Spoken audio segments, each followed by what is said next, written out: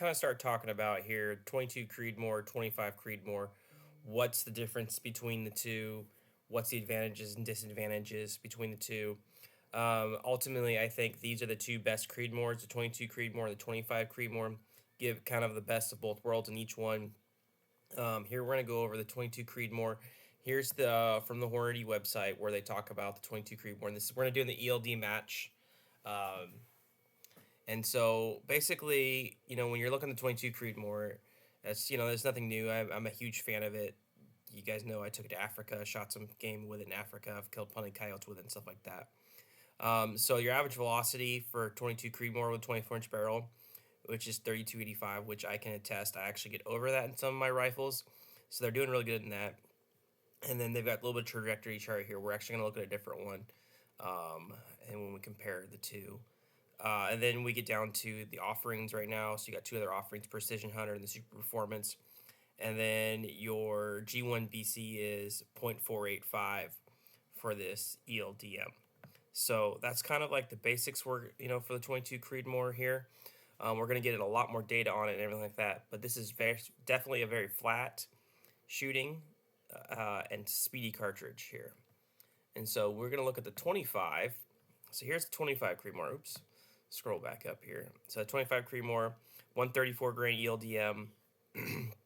Once again, more factory ammo from Hornady. This one here is sleek and sexy. I have so far only shot coyotes with it, but I've been very impressed. I hit a coyote on the run at 415 yards in a 10-mile-an-hour wind, and I was incredibly impressed.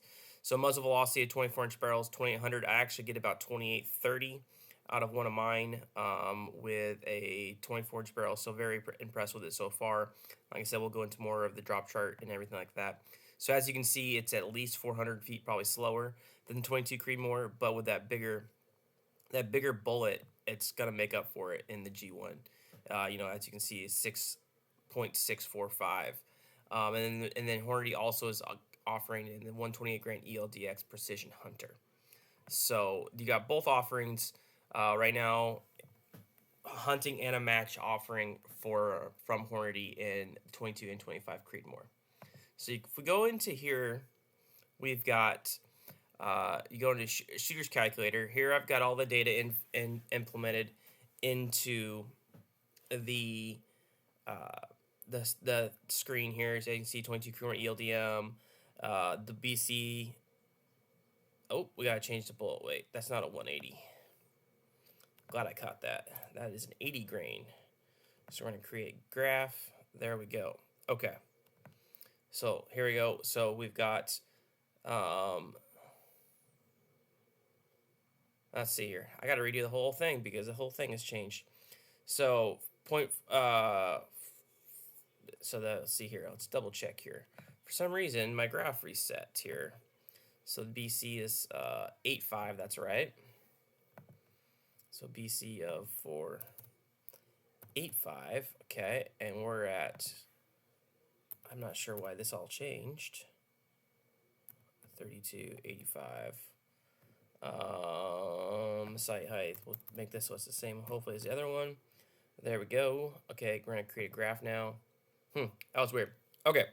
So, anyways, now that we've got all the data there in right, so BC of 0.485, bull weight 80 grain, velocity of 3285, zero range 100. That's what we're looking at here. And this is going to be in a 10-mile-an-hour wind, angle, a 90-degree angle, and chart to 1,000. As you can see here, that's what we got. Okay, so if we're looking at drops in inches, it's 236 inches in drop. MOA 22 and 5.9. This is all 1,000 yards, and mils 6.57, which is what it is. And the windage, the drift and windage is going to be 73.51, which is quite a bit of drift. And then we go over to energy at 1,000 yards is 435, which you don't really care about energy if you're shooting a match bullet. Now, if you're shooting game at 1,000 yards, this is not your cartridge. I'll just tell you that for sure right now. So, as you can see, the drops 256 and the windage is 73.51. Now let's take the 25 Creedmoor. Let's go up and verify the 25 Creedmoor here. is correct. G1, 645, 134, 20. So yeah, I'm not sure why I must accidentally hit reset or something like that on there. So here you can see the drop 289, right? So 289, 236. So 22 Creedmoor is dropping less. But here is the difference when you're looking at this. Okay. Your windage 63.72, 73.51. You're talking basically almost, you're talking 10 inches of wind drift difference, which is huge. So like here it shows a 6 MOA of wind difference, and that is a 7. So basically a whole MOA of windage difference, right? And then your time of flight's a little bit different, but and then the energy on target is also almost 300 pounds more, which once again for hunting it does make a difference. But if you're hunting something, I wouldn't use this for a long range. I mean, I would keep it inside 650 yards personally, just because of knockdown power. So bottom line is the 22 Creedmoor. Yes, it's still flat. It still shoots really well, and it's fast.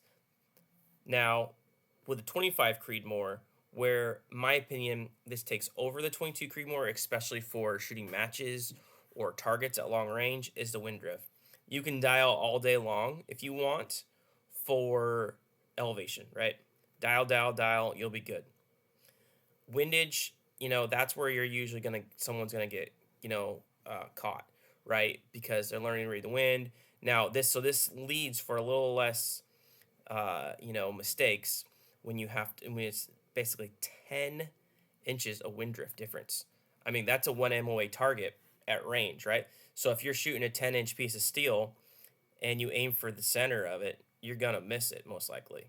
And so, I mean, obviously with correction and your windage and MOA, everything like that. But what do you guys think? Do you think if you were to go out and shoot a match, or if you were to go out and shoot, let's just say, I think do you got to be under 3,200 for a PRS? I can't remember. I think it's 3,300. But if you were to go out and shoot uh, just a match, or if you were to go out and shoot steel at long range, right? What what would you pick? Would you be picking the 25 Creedmoor or the 22 Creedmoor?